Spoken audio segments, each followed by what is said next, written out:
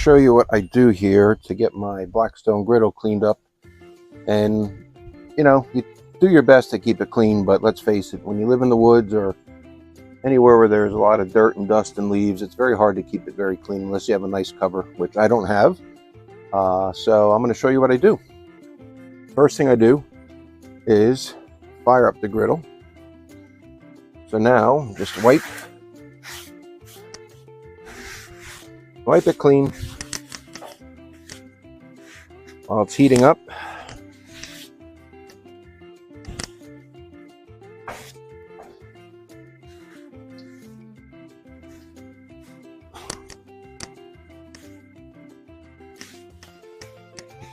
All right, now we just take some water. Start with some water.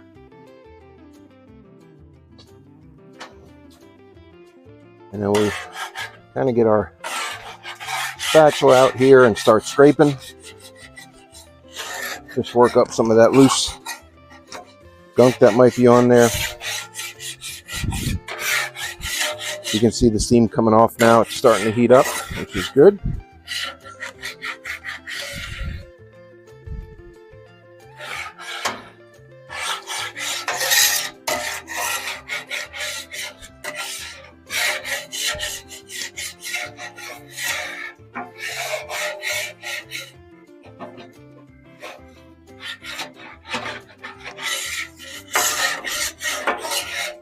All right, and before it dries, I'm going to get in there and give it a good wipe. And we haven't used this in about probably longer, probably about 4 or 5 weeks. So it did get a little dirty, as you can see.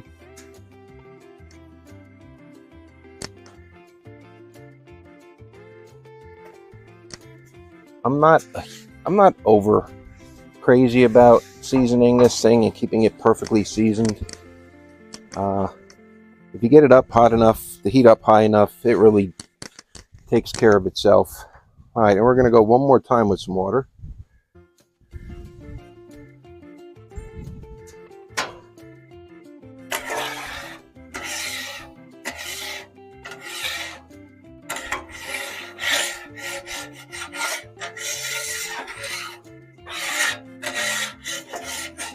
And you could do other cleaning agents on this. I just like to keep this simple. And then the next layer is going to be the oil. So we're, in a way, kind of re-seasoning it with the oil.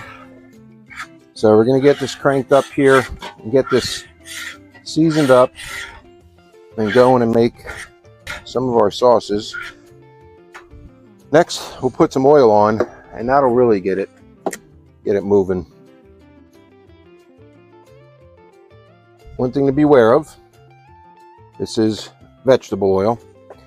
To be careful of what oil you put on to season it because of the smoke point. Vegetable oil's got one of the highest smoke points, so we're nowhere near that concerning level yet of this bursting into flames, which is good. So give it a good rub like this, and then just keep rubbing. It's going to get hot. It's going to get hot on you quick. But keep rubbing. Keep rubbing. I'm going to get a nice thin layer on here. Nothing thick. Keep rubbing. Again, nice thin layer. And so you can see there's hardly any leftover residue on there. So let's keep rubbing. And then we'll do another temp check here. And then this thing will be re-seasoned again and ready for our fish tacos. We don't want it too hot. We don't want to burn the fish. We're not trying to blacken the fish, although you certainly could. It would be wonderful. But that's not what we're trying to do today. So when it comes to fish tacos, there's no right or wrong. I mean, fish tacos just take to just about anything. So we've got some flour tortillas. I like these just because they're more flexible. Then we also got some really cool stone ground yellow corn tortillas, which is traditional, and these actually seem pretty flexible, so this should be pretty good. Okay, so what do we got here first? Looks like we got some cilantro. So what I'm going to do is I'm going to cut up the cilantro and I am not going to be too fussy about some of these stems. I'll get out some of the bigger ones. But we're just going to cut the cilantro up.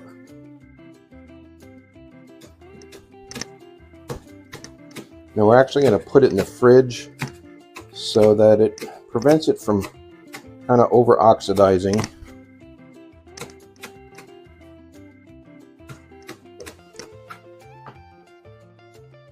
All right, we still got some good leaves here. And there we go. There's our cilantro, ready to go. We'll put that on a plate. And boy, that smells good. That is a smell of hot summer right there. Okay, in the fridge.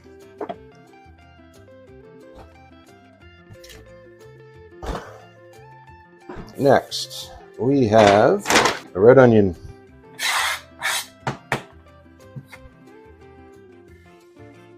So we're going to take this onion and we're going to slice it very thin. Probably use maybe half of it. We're going to just go real thin here, as thin as we can. And I thought actually about soaking this in some apple cider vinegar, just to take some of the edge off, but we have enough good, rich, creamy sauces here that it should balance this out quite nicely. All right, then at this point, we'll just chop like this. Get a couple of chunks in there. All right, and break this apart.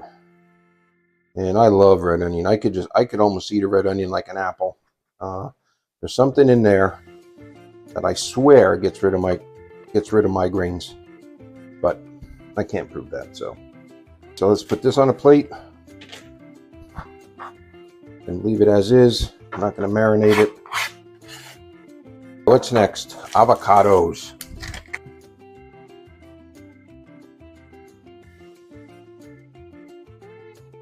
Oh, look at that.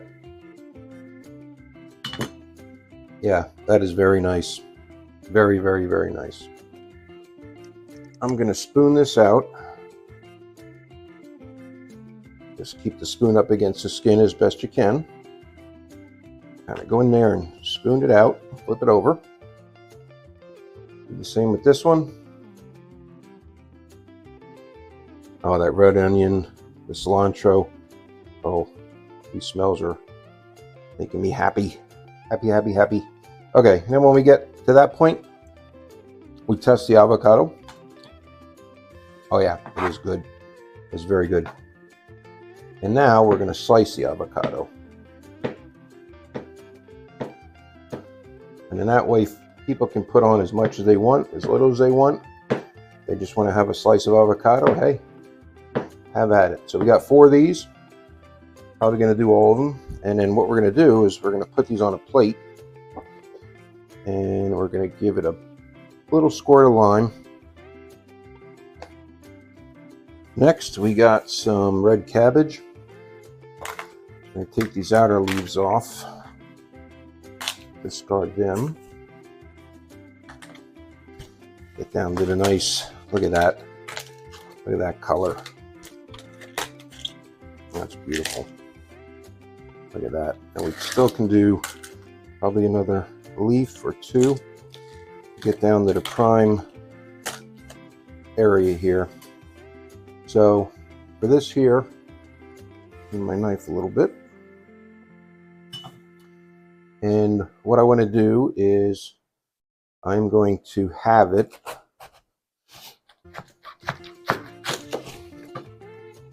all right, look at that, beautiful. We're going to take out the core of this.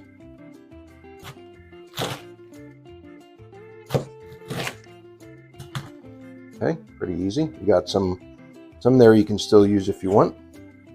And then I'm going to actually cut this in half. And we're going to take this and we are going to slice this very thin.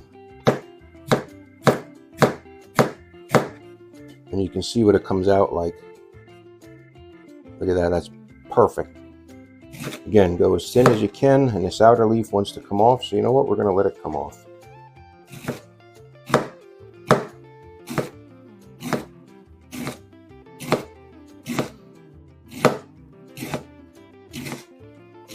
And this, what this will do is this will add crunch, color, health, and also balance any sweet sauces that you might put in your tacos.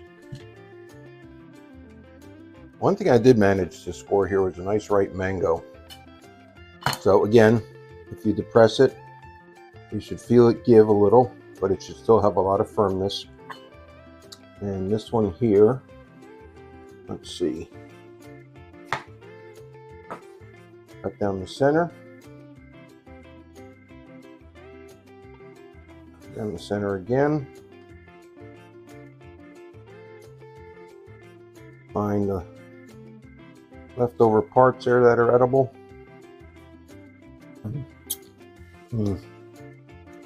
Oh, it's good.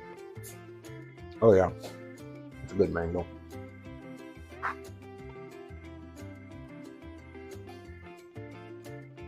All right, and then, you know, what I do here is just take the skin off. Get yourself some nice pieces. We're going to chop it up, and then this also is going to be a topping. And you could just do fish tacos with like fresh mango. I mean, maybe a little lime juice, maybe a little red onion, and be very happy. All right, so I'm going to cut this like this, like this, like this. And it would be nice if you could just peel this off, but it doesn't work that way with a mango. So again, just get your knife.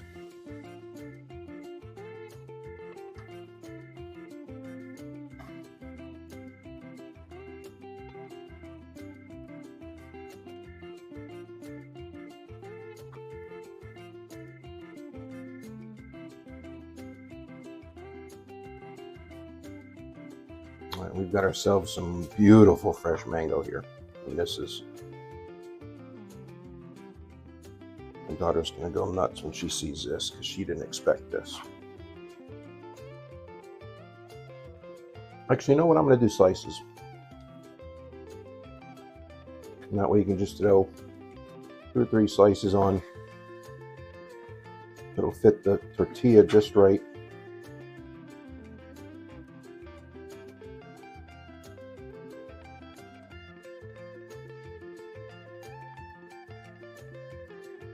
We got ourselves some sliced mango. That there. That's. Now we're gonna make a little, sauce here for our fish tacos. First, we're gonna take about roughly a half cup of sour cream. And I'm just going to guesstimate all this, but if you really want to know specific portions, I'll have it in the description. About half cup of mayo, and I love me some Dukes.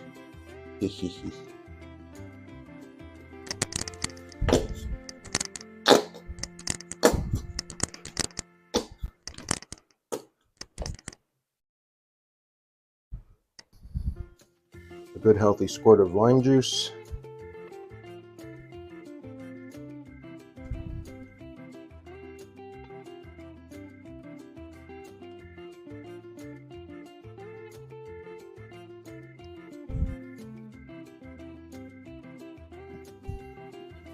And do another half a lime, about 2 tablespoons. It's almost impossible to have too much lime juice, so keep that in mind. I'm also going to do one of my favorites, Old Bay. Do a good whopping, probably 2 teaspoons of that. And then we want to heat it up a little bit with a little Sriracha. All right, let's give it a mix.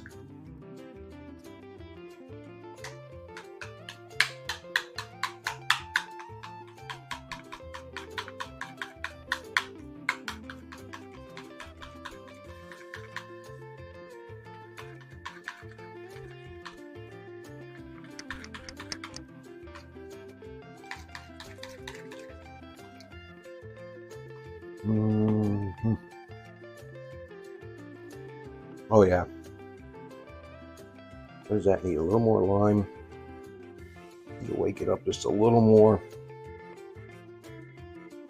Also, I'm going to chop up some cilantro.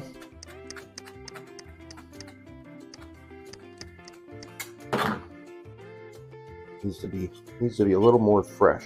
A little more Old Bay. Let's give it a try again now.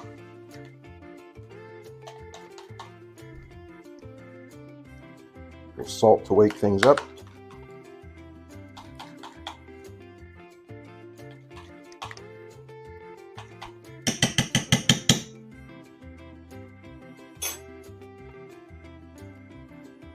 Nice. A little more Sriracha.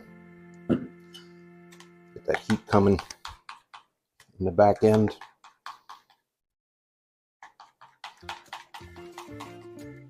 All right, this is ready to go.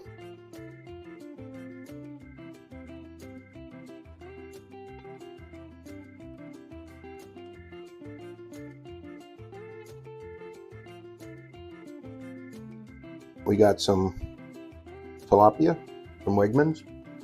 Got about 2.5 pounds. All right, let's get these seasoned up. Salt.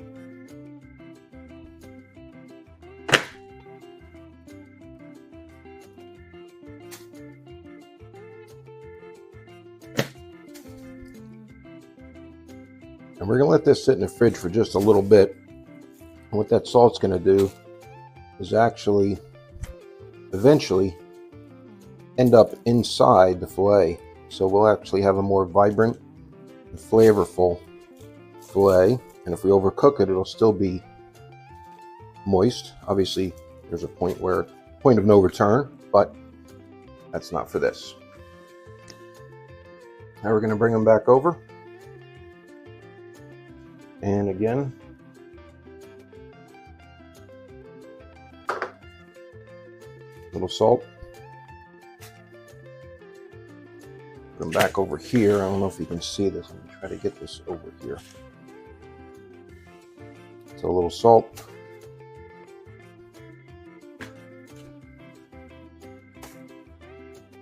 And then we got some lemon pepper.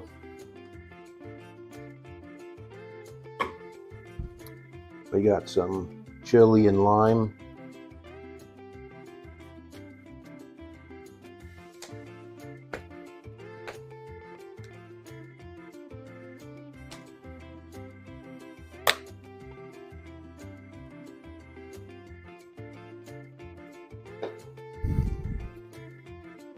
I got some cumin. The cumin. All right, there we go. Now again, we do salt, and we lay it on top so that that top side can also get this flavoring as well.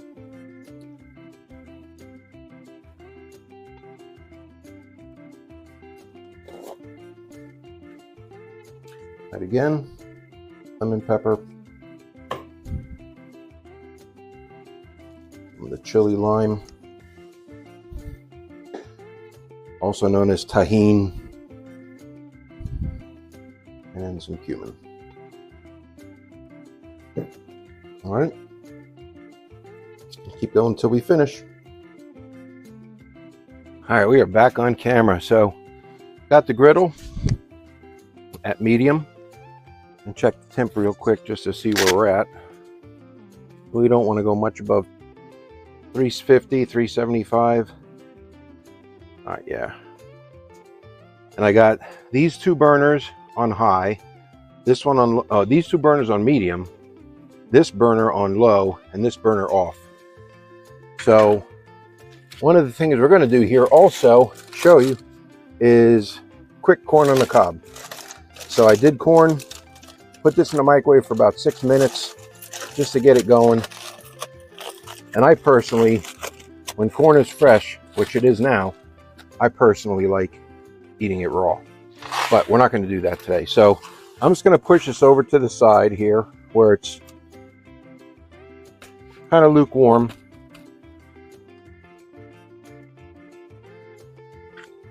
And we're going to let that continue to heat up. We're going to do our tilapias here. And then we're going to do the corn after. Once it's heated up, we're going to put on here and give it a nice char. So here are our tilapia fillets. They are very nice. They smell incredible. Got our spatula ready to go. And we're going to cook this with some extra virgin olive oil, and we're going to do some butter as well. And then once we get the tilapia cooked, we're going to put it in some foil. Get that ready to go over here. And then the juices will be in there. We'll put some butter in there, maybe a little bit of olive oil, and we'll just let that stay warm. All right, so let's see what we got here right now. All right, we're approaching 300, 303. It's always good to find the hot spot. And to me, right around here seems to be the hot spot. So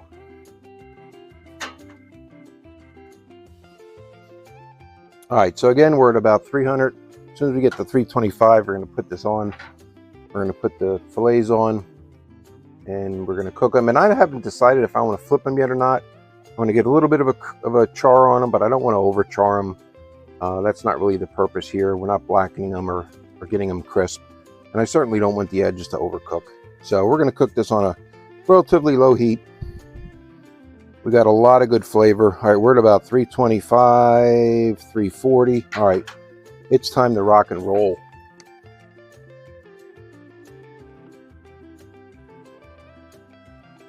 All right, let's get some olive oil down.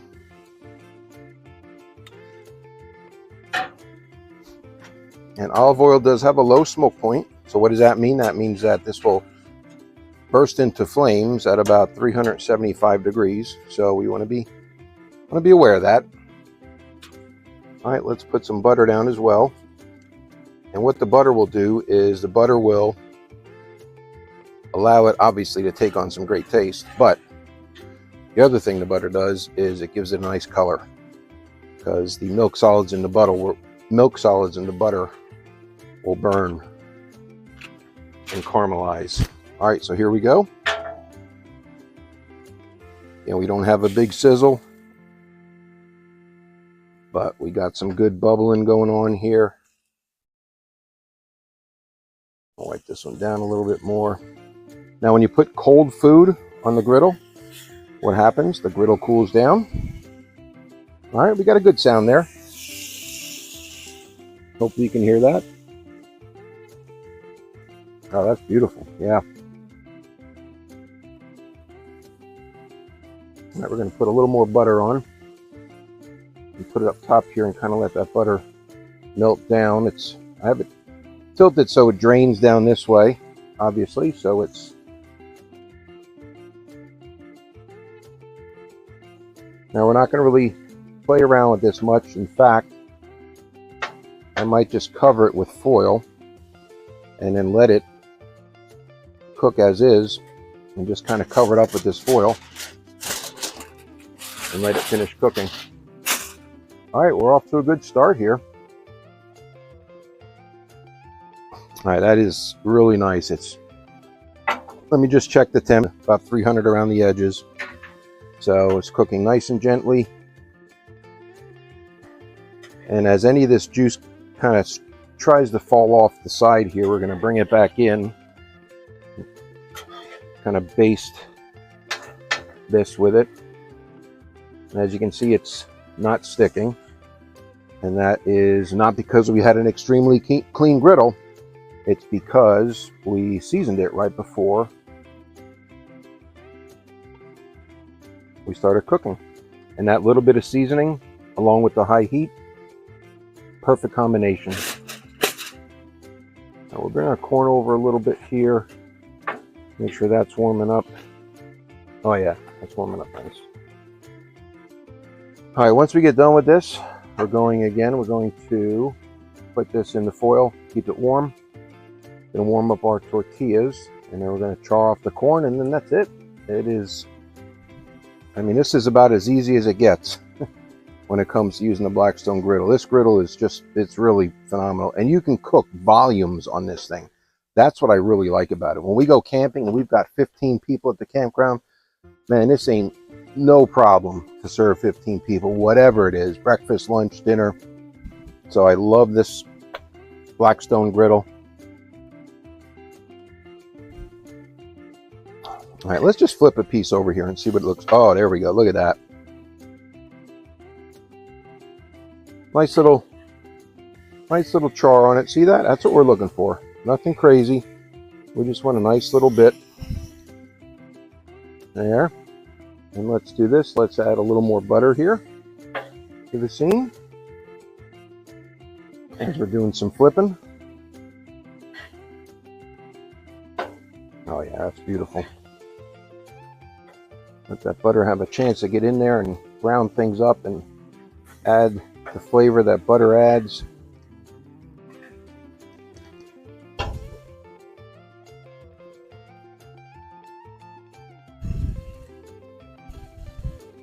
So now what we could do is we could temp this, and because I'm going to put it in the foil, it's going to continue to cook.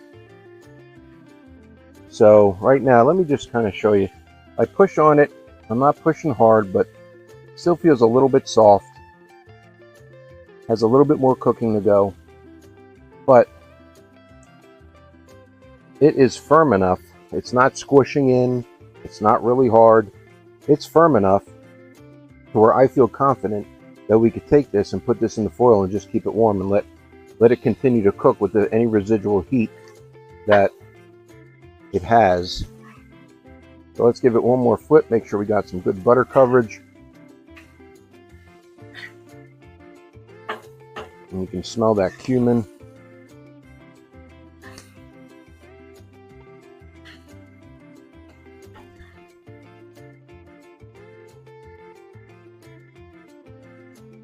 And if you want to cheat, you can certainly do that. You can poke a little bit in there and just see what it looks like and make sure it looks like it's cooking all the way through. So I would say this is about a minute or two away from coming off the griddle.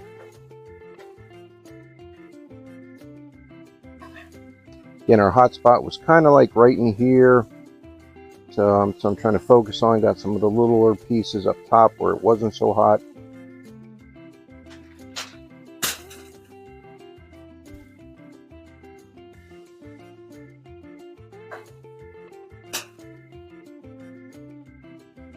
Let's give it one more flip.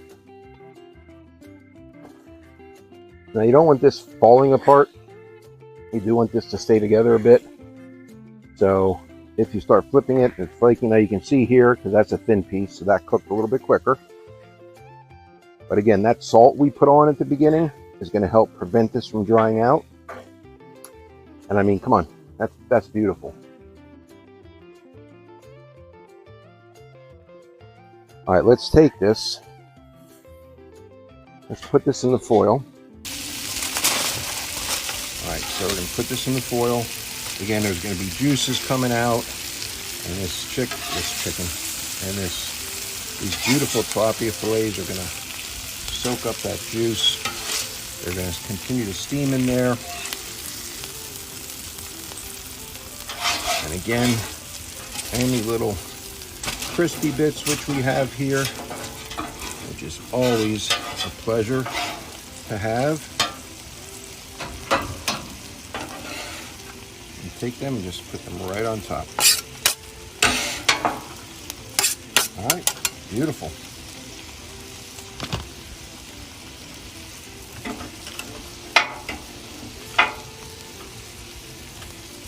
All right, we're going to close this up, let it steam. Move this off to the side, to the coolest part of the griddle. So we're going to use the residual heat here, and let me scrape this up here. See these things here, these brown bits? That is That is gold. And we're going to put the remaining bit of that gold fawn back in. Again, one of our favorite dishes to do on the Blackstone griddle. It's easy. It's easy, it's nice, and you know, if you can see what we have, the setup we kind of have here, which is really cool. We've got just a tiny little tiki bar, and we can get, you know, 6-7 folks around there, and then you got the griddle right in the middle. It really makes for a nice communal place to sit, chat, have a beverage, and cook. All right, so I'm feeling this. That's nice and warm. I'm going to turn it around a little bit. Let's put our tortillas on here. I'm going to turn the heat now down low. So obviously the heat right now is still pretty high. We're going to throw our tortillas on. And we like also to make our own tortillas. And my son has become an expert at it. So check out our birria video where we make homemade tortillas and homemade birria from scratch. It's a several-day process. And I'll tell you what, it is gangster. Did I just really say that? Yeah, I did. Okay, so let's get that going. I'm gonna get some foil to keep these warm once they come off.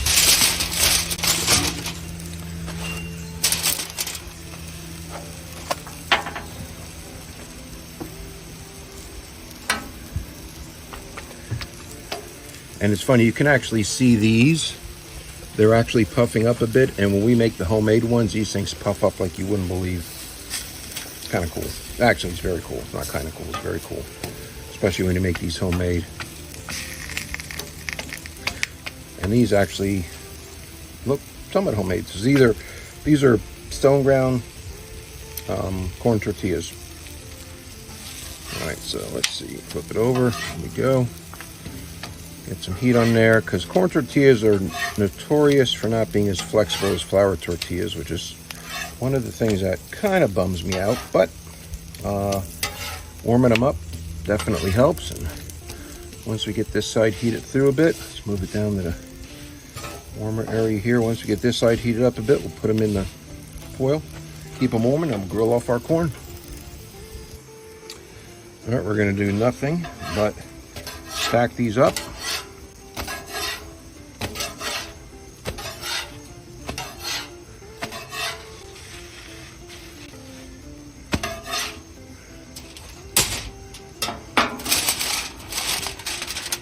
Throw them in some foil. Let them stay warm.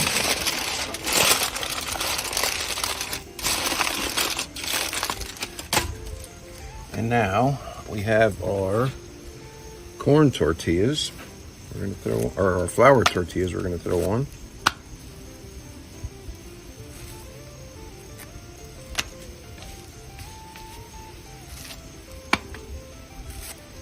And you can see how pliable these are. But they don't have the authentic tortilla flavor, that's for sure. You know what? And just because I'm going to throw a little butter in the mixture here.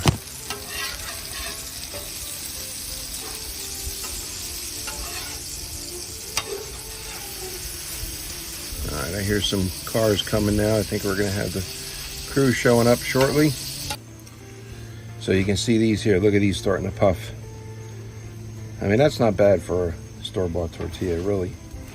That's pretty cool. So let's move these around a little bit here. We don't want these to brown really much more than that, if that. So flip them over. Look at this one puffing up. That's pretty cool.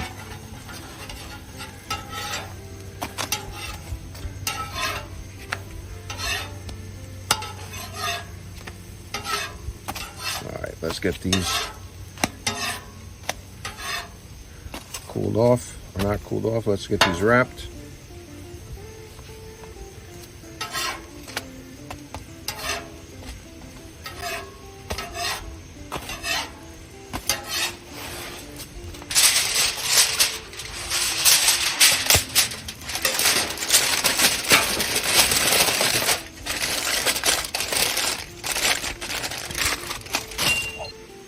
let's move on to the corn. All right, so we're gonna move our corn over to the warmer spot. I turn the heat up to like medium high. And what we want to do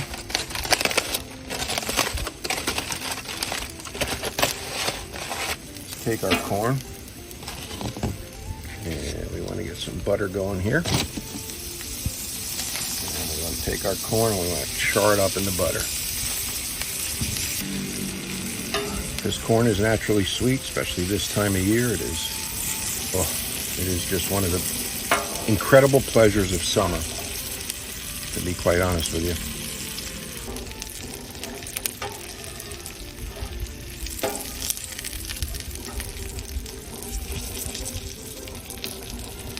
I'm just going to keep rolling this, make sure that it gets covered in oil, and we char it just like that.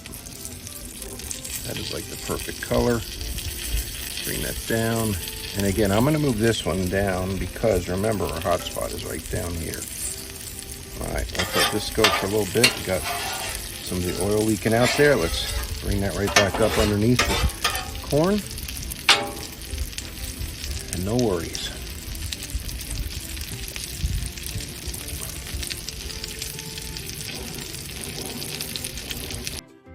All right, here we go. We got some warmed up stone ground corn tortillas, some flour tortillas, some yummy griddled tilapia, sliced red cabbage, cilantro, avocado, fresh mango, red onion, some corn street sauce, and then a chipotle mayo sour cream sauce with some griddled corn on the cob and a little sriracha just in case. All right, time to dig in.